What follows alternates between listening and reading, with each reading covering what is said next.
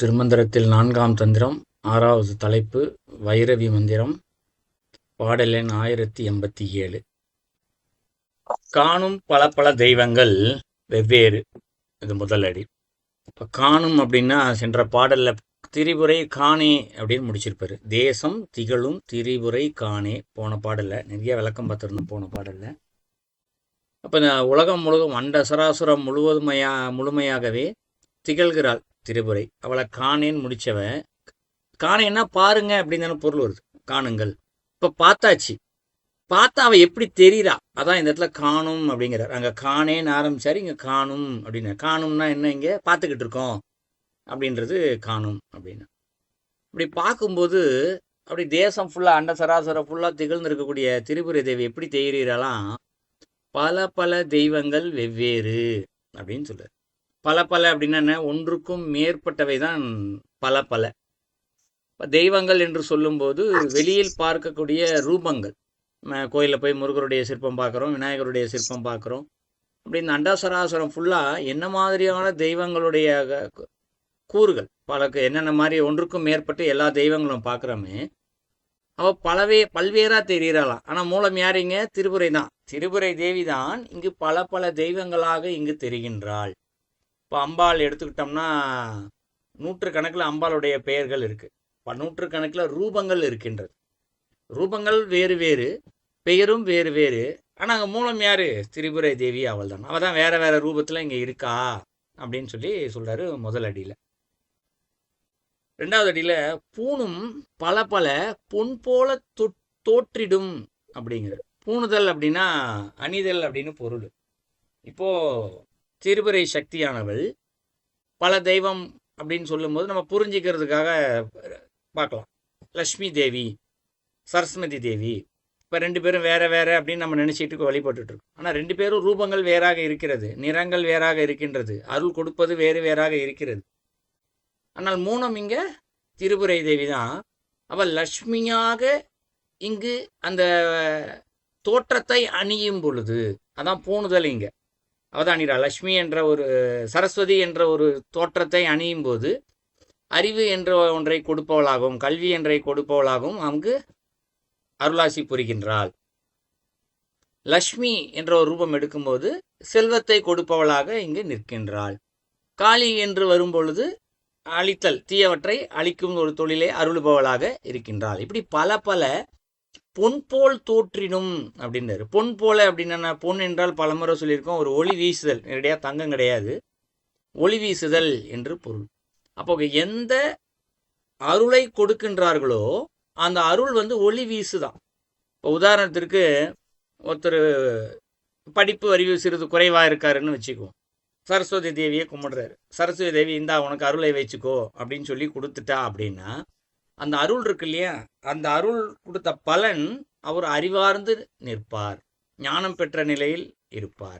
அப்படி நிற்கும் போது என்ன எது ஜொலிக்குது அவர்கிட்ட இருந்து, சரஸ்வதி தேவி கொடுத்த அருள் இவரிடம் பலனாக அறிவாக பிரகாசிக்கிறது. பொன் போல இவரிடம் இருந்து பிரகாசிக்கிறது. அதான் இங்க பொன் போல அப்படிங்கிறாரு. தோற்றிடும் அப்படிங்கிறாரு. தோற்றிடும்னா தோன்றிடும் அப்படின்னு பொருள். தோன்றிடும்னா என்ன, உள்ளுக்குள்ள இருந்து தானா வெளிப்படுறது. அப்போ ஏற்கனவே ஒரு படிக்காத நிலையில் இருக்கிறாரு சரஸ்வதி, அருளை கொடுத்துட்டா அது அவருக்குள்ளே போய் அவருக்குள்ளே இருந்து தோன்ற வைத்து விட்டது. இவ கொடுத்த அருள் என்ன ஆயிடுச்சு, ஒரு விதை போல் அவருக்குள்ளே சென்று உள்ளே இருந்து அறிவு வெளியில் வர வச்சிடுச்சான் இந்த இடத்துல. அதான் இந்த இடத்துல பொன் போல தோற்றிடும் அப்படின்னு சொல்றாரு ரெண்டாவது அடியில். மூன்றாவது அடியில் பேணும் சிவனும் பிரம்மனும் மாயனும் அப்படின்னு சொல்றாரு. பேணுதல் அப்படின்னா போற்றுதல், வழிபடுதல், இதெல்லாம் பேணுதல் தான். பத்திரமா பார்த்துக்கிறதுக்கு கூட பேணுதல் அப்படின்னு தான் பொருள் இங்கே. ஆனால் இந்த இடத்துல பேணுதல் என்பதற்கு பல பொருள் இருக்கு. நம்ம இடத்திற்கு ஏற்ற அளவில் போற்றுதல், வழிபடுதல் அப்படின்றத எடுத்துக்கலாம். யார் போற்றுறாங்க இங்கே, சிவனை பிரம்மாவை. மாயனுங்கிறாரு. மாயன்னா இந்த இடத்துல திருமாலை தான் கொடுக்கும். மாயக்கண்ணன் அப்படின்னு சொல்லுவோம் இல்லையா. சிவன் சொல்லிட்டாரு, பிரம்மா சொல்லிட்டாரு, மாயனும்னா திருமால். 3 பேர் சொல்றாரு. 3 பேரையுமே போற்றி வழிபடக்கூடியவர்கள் தான் யாரு, அடியவர்கள் தான், பக்தர்கள் தான். அவங்க என்ன பண்றாங்க, அதாவது என்ன சொல்ல வர்றாருன்னா, சாதகர்கள் போற்றி வழிபடுகின்ற சிவனும் பிரம்மனும் மாயனும் 3 பேரும் 3 விதமான தொழில்களை செய்து கொண்டிருக்கின்றார்கள். அவங்க ஒரு தொழில் செய்கிறாங்கன்றது ஒன்று இருக்கு. அந்த செய்கின்ற தொழிலுக்குள்ளேயும் ஒரு ஆற்றல் ஒன்று இருக்கு இல்லையா? அந்த ஆற்றலாக காணும் தலைவி நற்காரணி தானே, நற்காரணி காணே அப்படின்னு சொல்லி முடிக்கிறார். இப்போ 3 பேரும் 3 தொழிலை செய்கிறாங்க. அந்த தொழிலை செய்கிறாங்கன்னா இப்போ 3 பேருக்குள்ளேயும் யார் யார் இருக்காங்க? சிவன் எடுத்துக்கிட்டா பார்வதி தேவி இருக்கா, பிரம்மா எடுத்துக்கிட்டா சரஸ்வதி தேவி இருக்கா, திருமால் எடுத்துக்கிட்டா லட்சுமி இருக்கா. அப்போ இந்த 3 தெய்வங்களுக்குள்ளேயும் இங்கே இந்த 3 தெய்வங்கள் இருக்கிறார்கள், சக்திகள் இருக்கிறார்கள். இவங்க 3 பேரும் யாரு? திரிபுரை சக்தி தான். அப்போ இந்த 3 பேரும் செய்கின்ற தொழில்களை பார்த்தோம் அப்படின்னா காணும் தலைவி அப்படிங்கிறது. அப்போ இந்த இடத்துல பிரம்மா செய்கின்ற ஒரு தொழில், அழித்தல் தொழில், காத்தல் தொழில் செய்கின்ற 3 பேருக்குள்ளேயுமே இவர்கள்தான் தலைவியாக நின்று அந்த தொழிலை செயல்படுத்தி கொண்டிருக்கின்றார்கள். அதை நற்காரணி தானே அப்படிங்கிறார். காரணினா யாரு? இங்க பார்வதி தேவி தான் காரணி. இந்த காரணி அப்படின்றதுக்கு என்ன பொருள் அப்படின்னா, காரணம்னு சொல்லிடலாம் நேரடியாக காரணம் அப்படின்னு. ஆனால் காரணின்றத சரியான பொருளாக நம்ம பிரித்து பார்த்தோம் அப்படின்னா, அகரதில் பிரித்து பார்த்தோம்னா ஒரு அன்பு, வெளிக்காட்டாத அன்பு, வெளிக்காட்டப்படாத அன்பு. செய்கிறதெல்லாம் செஞ்சிருவா, என்னென்னலாம் நல்லது செய்யணுமோ எல்லாமே செய்வா. அப்போ நம்ம பல நேரங்களில் படிச்சுங்க, இறைவன் ரொம்ப கருணை மிக்கவன், கருணையினால் இதை செய்தான் அப்படின்னு சொல்லுவோம் இல்லைங்களா? இந்த இடத்துல இவகிட்ட கருணை கிடையாது, அன்பு கிடையாது. ஆனால் அவன் அந்த வேலையை செஞ்சுக்கிட்டே இருக்கா இங்கே. அதான் இந்த இடத்துல வெளிக்காட்டாத அன்பு. ஆனால் உள்ளே இருக்க அன்பு, செய்கிறதுக்கெல்லாம் மூலம் அன்பு தான், அன்பின் காரணமாக தான் செய்கிறான். ஆனால் என்ன பண்ணலாம், நான் அன்புனால தான் இப்போ இதை செய்கிறேன், நான் வெளிக்காட்டவே இல்லையா இங்கே. இது ஒன்று. இன்னொன்று, இந்த இப்போ 3 தொழில் சொன்னலையா, படைத்தல், காத்தல், எழுத்தல், இந்த 3 தொழிலுமே வெளிக்காட்டாத ஒரு அன்பு ஒன்று. இரண்டாவது பொறுமை மற்றும் வலிமை. ரொம்ப பொறுமையாக செய்யலாம், அவசரமாலாம் செய்யலாம். நம்ம வேலை என்ன, 3 தொழிலை செய்யணும், அவசரமாக செஞ்சு முடிச்சுட்டு இந்த பிரளயத்தை முடிச்சுடுவோம்ப்பா அப்படின்னு சொல்லி இல்லையா? சர்வ சிருஷ்டி வந்ததுலேருந்து பிரளயம் வர்றதுக்கு எத்தனை யுகம் இருக்குது, அது வரைக்கும் பொறுமையாக இந்த வேலையை செஞ்சுக்கிட்டே இருக்கலாம். பொறுமையாக, இது பொறுமை. அடுத்து வலிமை. சர்வ சிஷ்யிலேருந்து உங்களுக்கு பிரளய காலம் வரைக்கும் இந்த தொழிலை செய்யணும், எவ்வளோ வலிமை வேணும்? வலிமையின் உருவமாக அங்கே நிற்கின்றாள். அதுக்கடுத்து இந்த 3த்தையும் செஞ்சுட்டு, பொறுமை, வலிமை, அன்பு செஞ்சுட்டு என்ன செய்கிறா இந்த இடத்துல, இந்த உலகத்தை எப்படி தான் இயங்க வேண்டும் இந்த 3 தொழில்கள் வழியாக என்று ஒரு அமைதியாக வடிவமைக்கிறாளாம். இப்படி தான் இது நடக்கணும், இப்படி தான் இது நடக்கணும், இப்படி நடக்கணும்னு சொல்லிட்டு வடிவமைக்கிறாளாம். ஸோ இது 4வது அடியில் சொல்கிறார். அப்போ எல்லாத்தையுமே எங்கள் அம்பாள் திரிபுரை சக்தி தான் செய்கிறாளா? அப்போ இறைவன் தானே எல்லாத்துக்கும் காரணியாக இருக்காரு அப்படின்னு ஒரு கேள்வி ஒன்று எழலாம். இது எப்படி புரிஞ்சிக்கிறான்னா, மூலம் இறைவன் தான். இந்த திரிபுரை சக்தியே எங்கேருந்து வந்திருக்கா? அந்த அசையா சக்தி பரம்பொருளுக்குள்ளேருந்து தான் வந்திருக்கா. இவளுக்கான ஆற்றல் அந்த பரம்பொருளுக்குள்ளேருந்து தான் வெளியே வருகிறது. இவளுக்குள்ளே இருந்து தான் இந்த இடத்துல இந்த தெய்வங்களுக்கு சென்று இந்த உலகை எப்படி நடக்குது. இவங்களாம் 3 பேர் வேடிக்கை தான் பார்த்துட்டு இருக்காங்க. இப்போ சிவன் என்ன பண்ணுவார், நமக்கு படத்தில் பார்ப்போம்ல, அமைதியாக உட்காந்துட்டு இருப்பார் கைலாசத்தில். திருமால் என்ன பண்ணுவார், கண்ணை மூட்டு அப்படியே படுத்து கிடப்பார். பிரம்மா என்ன பண்ணுவார், அப்படியே கையில் ஒரு வாயில் மந்திரத்தை மட்டும் ஓதிட்டு கம்முன்னு உட்காந்துட்டே இருப்பார். தொழிலெலாம் தானாக நடக்குது. ஸோ இவர்கள் அமைதியாக இருக்கிறார்கள். ஆனால் அவர்களுக்குள் இருந்து இந்த சரஸ்வதியும் லட்சுமியும் இந்த பார்வதி தேவியும் இருந்து என்ன பண்ணுறாங்க, திரிபுரை சக்தியாக இருந்து இந்த வேலைகளை எல்லாம் தலைவியாக இருந்து செயல்படுத்தி கொண்டே இருக்கின்றார்கள். மூலம் இவங்க தான், தெய்வம் தான்.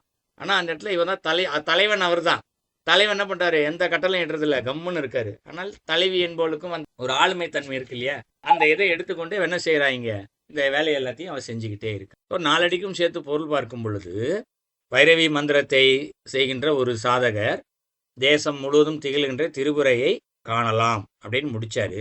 அப்படி காணும்போது அந்த திரிபுரை சக்தி தான் எப்படி இருக்கலாம், அந்த அண்டசராசரம் முழுமையாகவும் பல தெய்வங்களாக வெவ்வேறு ரூபத்திலையும் இருக்கின்றாள். வெவ்வேறு ரூபங்களில் இருந்து என்னென்ன செய்து கொண்டிருக்கின்றாள், அந்தந்த தெய்வங்களுக்குரிய தொழில்களை, அந்த ரூபங்களை எடுத்து அந்த தொழில்களை அவள் செய்து கொண்டிருக்கின்றாள். எப்படி செய்கின்றாள் என்றால், இந்த தெய்வங்களுக்குரிய தலைவன், சாதகர்கள் வழிபடக்கூடிய, போற்றி வழிபடக்கூடிய சிவன், பிரம்மா, விஷ்ணு, இவர்கள் 3 பேர்களுக்குள்ளும் இருந்து, தலைவன் அவர்கள் 3 பேர் தான். ஆனால் அவர்களுக்குள் இவள் தலைவியாக இருந்து, நல்ல காரணியாக இருந்து, இந்த உலகை அமைதியாக வடிவடைத்து ஒரு ஆற்றல் சக்தியாக இருந்து வழிநடத்தி செல்கின்றாள். ஸோ இதான் அந்த பாடலுடைய கருத்து. இதை இன்னும் நல்லா புரிஞ்சிக்கலாம் அப்படின்னா, ஒரு அலுவலகத்திற்கு ஓனர்னு ஒருத்தர் இருக்காருன்னு வச்சுக்குவோம். அவர் என்ன பண்ணுவார், இதை செய்யுங்கப்பா, இந்த வேலையை செய்யுங்கள் அப்படின்னு ஒரே ஒரு லைனில் மேனேஜர்கிட்ட சொல்லிட்டு போயிடுவார். ஆனால் அந்த வேலை செய்கிறதுக்கு யாரை பார்க்கணும், யாருக்கிட்ட எப்படி, அது ஒரு வாரம் 10 நாள் வேலையாக இருக்கும். 10 நாள் வேலை செய்கிறதுக்கு யாரை பார்க்கணும், எப்படி கான்ட்ராக்ட் பண்ணணும், அதுக்கு எவ்வளோ பணம் செலவாகணும், சரியாக செலவாகுதா இல்லையா, வேலை ஒழுங்காக நடக்குதா, இதை எல்லாத்தையும் அந்த மேனேஜர் தான் தலைவன் போல இருந்து இந்த வேலை எல்லாத்தையும் முடிச்சதுக்கப்புறம் என்ன பண்ணுவார், பாஸுக்கிட்ட வேலையை முடிச்சாச்சுங்க அதை மட்டும் தான் சொல்லுவேன், வேறு எதுவும் சொல்ல மாட்டேன். அப்போ இந்த இடத்துல மூலம் யார், பாஸ் தான், ஓனர் தான் மூலம். ஆனால் செய்கின்ற செயலாம் யார் செய்கிறாரு, பாஸே வந்து உட்காந்து என்னப்பா அந்த வேலையை செஞ்சீங்களா, வேலை செய்கிறாங்களா இல்லையா, எவ்வளோ, இதெல்லாம் எதுவும் கேட்க மாட்டார். அந்த வேலையெல்லாம் பார்க்குறதுக்குன்னு ஒருத்தர் இருக்கார், தலைவன் போல் தலைவி போல் ஒருத்தர் இருக்கார், அவர் பார்த்துக்குவார். ஸோ இந்த கான்செப்டை புரிஞ்சுக்கிட்டோன்னா அந்த பாடலை புரிஞ்சிக்கலாம். அந்த பாடலுடைய கருத்து, இதில் ஏதாவது கேள்விகள் கருத்துக்கள் இருந்தால் சொல்லுங்கள். ஐயா சொல்லுங்க ஐயா. வணக்கம் ஐயா. குழப்பறேன்னு நினைக்காதீங்கோ. எந்த கருத்து என்னன்னு சொன்னால், ஒன்றே ஒன்றே குலமும் ஒருவனே தேவனும் என்று அந்த திருமூலனர் இப்பொழுது இந்த தொழில் முறையில தெய்வம் ஒருதான், நாங்க மூல மூல மூல கர்த்தா ஒருவர், அவர் தொழில் ரீதியாக பலரை உண்டாக்கி வேறுபடுத்தி செய்து கொண்டிருக்கிறார். என்றால் நாங்கள் தமிழர் சமுதாயம் ஆதி காலத்திலிருந்து சாதிய பிரச்சனையோ ஒன்றும் இல்லாமல் ஒரே இனமாகத்தான் வாழ்ந்து வந்தாங்க. காலகதியில தொழில் பாகுபாடு ரீதியாக சாதி வேறுபாடு எல்லாம் ஏற்பட்டிருக்கு. இதை பார்க்கும்போது இறைவனே உண்டாக்கிட்டாரோன்ற கேள்வியோடு எனக்கு ஏற்படுகிறது. ஓகே, ஜாதிய பாகுபாடுகள், சண்டை சச்சரவுகள் இதெல்லாத்தையும் இறைவனே ஏற்படுத்தி விட்டார் போல தோன்றுகிறதுன்றதுன்னு சொல்றீங்க இல்லைங்களா? இப்ப நான் நீங்க தோன்றுகின்றதுன்னு சந்தேகத்தோடலாம் கேட்க வேணாம், 100% ஏற்படுத்தலாரு. ஏன்னா அவருடைய ஆற்றல் இல்லாமல் இதை எதையும் இங்கு செய்ய முடியாது. மனிதர்கள் வந்து புதுசா ஒரு பொருளை உருவாக்கணும்னு நினைச்சிட்டாங்கன்னா உடனே அதை உருவாக்க முடியாது. இறைவனுடைய அருளும் ஆற்றலும் அது இருந்தால்தான் அங்கு உருவாக்க முடியும். அப்போ மனுஷன் தன்னுடைய சுயநலத்திற்காகவும் தீய சிந்தனையினாலும் இங்கே ஒரு ஜாதி பாகுபாடை உருவாக்கணும்னு நினைக்கிறான் அப்படின்னா அங்கே அவர் அருள் இல்லாமல் இதெல்லாம் உருவாகாது. அப்போ இங்கே உருவாயிடுச்சு, அப்போ அவர் அருள் இங்கே இருக்கு. அப்போ ஏன் இதை இறைவன் உருவாக்குனாரு அடுத்த கேள்வி வருது. அதுக்கு நம்ம பதிலாக நீங்கள் பார்க்க போனீங்க அப்படின்னா, இதை நான் பலமுறை வகுப்பில் சொல்லியிருக்கேன் நான், பட் இருந்தாலும் நீங்கள் இன்னொருக்கு ஆரம்பிச்சிங்கன்றதுனால நான் சொல்கிறேன். இப்போது ஒருத்தர் நிறைய பெரிய பணக்காரராக இருக்கார், அவருக்கு தவனுக்குத்தானே சொல்லிக்கிறார் தான் உயர்ந்த சாதி என்று. ஏன்னா வெளியிலேருந்து யார் வந்து உயர்ந்த சாதினா இறைவன் வந்து சொல்லணும் நீ உயர்ந்த சாதிப்பான்னு, இறைவன் சொல்லலை, அவனுக்கே சொல்லிக்கிறான் இந்த இடத்துல. ஏன்னா தான்கிட்ட நிறையா பணம் இருக்குது, சொத்து மதிப்பு இருக்குது, நிலங்கள் புலங்கள் இருக்குது, தான் உயர்ந்த சாதின்னு படிச்சிருக்கோன்னு அவனே சொல்லிக்கிறான். இப்போ அவன் சொல்லிக்கொண்டு என்ன பண்ணுறான், கீழானவர்களை உதாசீனப்படுத்துகிறான், துன்பப்படுத்துகிறான் இல்லையா, அதிகமாக வேலை வாங்கி கசக்கி பிழிகிறான் பணம் பொருள் கொடுக்காமல். அப்போ என்ன நடக்குதுங்க, இறைவன் அதை பார்த்துக்கிட்டு தான் இருக்காரு. ஒருத்தரை உதாசீனப்படுத்தும் போது உதாசீனப்படுத்தப்பட்ட நபருக்குள்ளும் இறைவன் தான் இருக்கின்றார். அப்போ அவர் உதாசீனப்படுத்துறது தாழ்ந்த ஒரு மக்களை அல்ல, இறைவனை. ஏன்னா அவருக்குள்ள இறைவன் இருக்காரு. அப்போ என்ன ஆகுது, அவன் ஏன் அந்த இடத்துல தாழ்ந்தவனா, ஒரு இவர்கிட்ட இருக்க செல்வம் இல்லாத நிலையில் படிப்பு இல்லாத நிலையில் இருக்கான்னா அவன் ஏதோ ஒரு வினை காரணமாக பாவம் செஞ்சிருப்பான், அதன் காரணமாக ஒரு தாழ்மை நிலையில பிறந்திருக்கான். அப்போ இவனுக்கு கொடுமைகள் செய்யும் விதமாக 2 நன்மை நடக்குது. ஒன்று, அவன் பாவம் செஞ்சதுனால தான் ஏழ்மை நிலையில் இருக்கான், அவன் பாவம்லாம் தோது யாருக்கிட்ட போகுது, யார் தன்னை உயர்ந்தவன் என்று காட்டிக்கொள்கிறானோ அவனிடம் செல்கிறது. இது ஒரு நன்மை நடக்குது. இன்னொன்று, இவங்கிட்ட இருக்க பாவம்லாம் போகிறதுனால இவன் மேலும் மேன்மை நிலை அடைகின்றான். அப்போ என்ன ஆயிடுது, அந்த பிறவிலேயே ஒன்று செல்வந்தனாகவோ படிப்பாளியாகவோ ஆகலாம், இல்லை அடுத்த பிறவியில் இன்னும் மேன்மையான நிலையில் அவன் பிறக்கலாம். அப்போ இறைவன் ஒரே செயலை செய்து தண்டனையும் கொடுக்கிறாரு, மேன்மை நிலையையும் கொடுக்கிறாரு, இன்னொருத்தருக்கு சோதனையும் வைக்கிறாரு. யாருக்கு சோதனை வைக்கிறாரு, தன்னை பணக்காரன் என்றும் படித்தவன் என்றும் சொல்கிறார் இல்லையா. இறைவன் ஏன் அவருக்கு மட்டும் அறிவை கொடுத்துருக்காரு, செல்வத்தை கொடுத்துருக்காரு. உனக்கு அறிவை கொடுத்துருக்கேன், செல்வத்தை கொடுத்துருக்கேன், இதை வச்சு தான தர்மம் பண்ணி ஏற்கனவே புண்ணியம் செஞ்சதுனால தான் நீ இதெல்லாம் பணக்காரனா கல்வி கட்டவனா இருக்க. இன்னும் கொஞ்சம் உனக்கு இப்போ கொடுக்குறான் புண்ணியத்தின்படி, நீ இன்னும் செய்ய இன்னும் தான தர்மம் பண்ணு, இன்னும் எல்லாரையும் நல்லபடியாக பார்த்துக்கிட்டா இன்னும் நிறையா புண்ணியம் செஞ்சு சீக்கிரமாக இறைவன்ட்ட வந்து சேர்ந்துருவ அப்படின்னு சொல்லி இருவருக்குமே சரிசமமான ஒரு வாய்ப்பை ஏற்படுத்தி கொடுக்கிறார். எப்படி கொடுக்குறாரு, நீங்கள் சொன்ன அந்த சாதி சமயம் என்பதின் வடிவாக ஏற்படுத்தி கொடுக்கிறார். சரியாக பயன்படுத்தி கொண்டவர்கள் உயர்ந்த நிலைக்கு செல்கிறார்கள், அதை தவறாக பயன்படுத்துவார்கள் மேலும் தாழ்ந்த நிலைக்கு செல்கிறார்கள். இதை இப்படி தான் நீங்கள் புரிஞ்சுக்கணும். அதுவே உயர் சாதிக்கு தாழ்ந்த சாதி என்று கொள்ளலாம், 68 சாதிகளை வச்சிருக்கிறது நியாயம் இல்லைன்னு நாங்க இல்ல இல்ல அது தவறுதான். நீங்க சாதிகள் கட்டமைக்கப்பட்டதற்கு மூல காரணம் வேலை, வர்ணங்கள்னு சொல்லுவாங்க இல்லைங்களா? 4 விதமான வர்ணங்கள். நெத்தியிலிருந்து பிறந்தவன் பிராமணன், தோளிலிருந்து பிறந்தவன் சத்திரியன், இப்படிலாம் சொல்லுவாங்க. அதற்கு காரணம் வேறு. இவங்க தவறா புரிஞ்சுக்கிட்ட அது வழி. எது என்னுடைய கணிப்பு, ஒரு 200 வருஷமா வெள்ளைக்காரன் வந்து இதெல்லாம் தவறா எழுதி, அவனுக்கு தமிழும் தெரியாது, சமஸ்கிருதமும் தெரியாது, இங்கிலீஷ் தான் தெரியும்.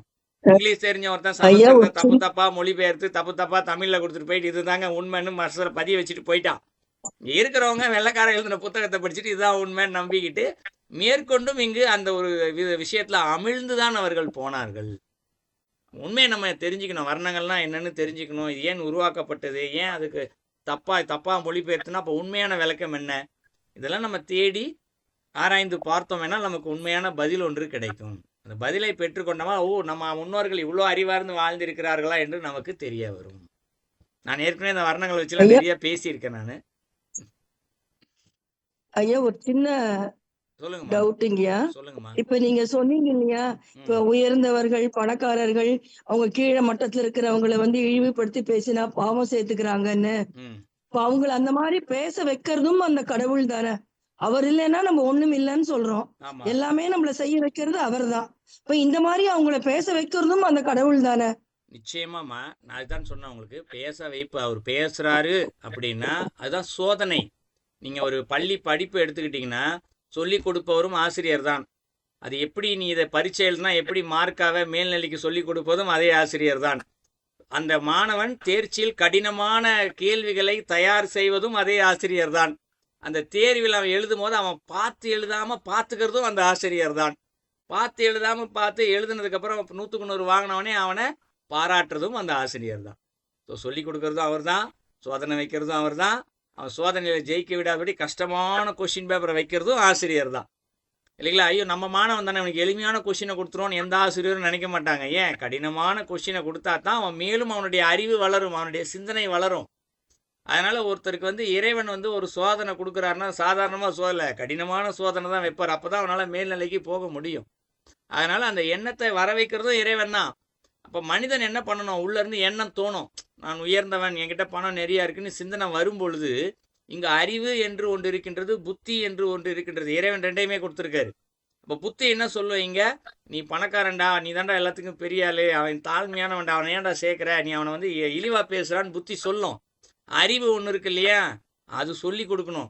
எப்பா வேதம் ஒன்று சொல்லியிருக்கு, அவருக்குள்ளே இறைவன் ஒருத்தர் இருக்காரு, 2 பேரையும் சரிசமமாக பாரு, இல்லைன்னா பாவம் அப்படின்னு சொல்லி அறிவு ஒன்று சொல்லி கொடுக்கணும் புத்திக்கு. அப்போ அவன் அதை செய்ய மாட்டான். ஸோ எங்கள் அறிவுக்கும் புத்திக்கும் இடைப்பட்ட சோதனைகள் தான் இறைவன் இங்கே கொடுப்பது. அதில் அவர் சொல்கிறாருன்னா இறைவன் தான் சொல்ல வைக்கிறாரு, புத்தி வழியாக சொல்ல வைக்கிறாரு. அறிவு ஒன்று கொடுத்துருக்காருல்ல பின்னாடி, கொஸ்டின் பேப்பர் கொடுத்த மாதிரி ஆன்சர் ஷீட் ஒன்று முன்னாடி படிக்க சொல்லி கொடுத்துருக்காருல்ல, அது மாதிரி இறைவன் அந்த அறிவை கொடுத்ததுக்கப்புறம் தான் அந்த சோதனையை வைக்கிறாரு. தேர்ச்சி படுவதும் பெறாதும் அவருடைய மனம் எண்ணங்களை பொறுத்து, சிந்தனையை பொறுத்து. சரிங்களாம்மா? ஓகே, நன்றி. அப்ப அதுவும் அவங்க கர்ம வினைன்னு எடுத்துக்கலாம் இல்லையா? எல்லாமே கர்ம வினைதாம்மா. அதனால தான் எப்பயுமே ரொம்ப எச்சரிக்கையாக இருக்கணும். அந்த தனித்திரு விழித்திரு பசித்திருன்னு சொல்லியிருப்பாங்க இல்லையா, அந்த மாதிரி எப்பயும் எந்த சிந்தனை மனசுக்குள்ளே வந்தாலும் சரி, புத்தி வேலை செஞ்சாலும் அறிவு வேலை செஞ்சாலும் சிந்தனை வேலை செஞ்சாலும், நான் செய்கின்ற செயல் அறத்தின்படி இருக்கிறதா, தர்மத்தின்படி இருக்கிறதா, இறைவன் வகுத்து கொடுத்த வேதத்தின்படி இருக்கின்றதா என்று சிந்தித்து சிந்தித்து நம்ம செயல்பட்டோம் அப்படின்னா எந்த பேர்பட்ட சோதனைகள் இறைவன் கொடுத்தாலும் சரி, நாம் அதில் வெற்றி மட்டுமே பெறுவோம், மேன்மை நிலை மட்டுமே அடைவோம். சரிங்களாம்மா?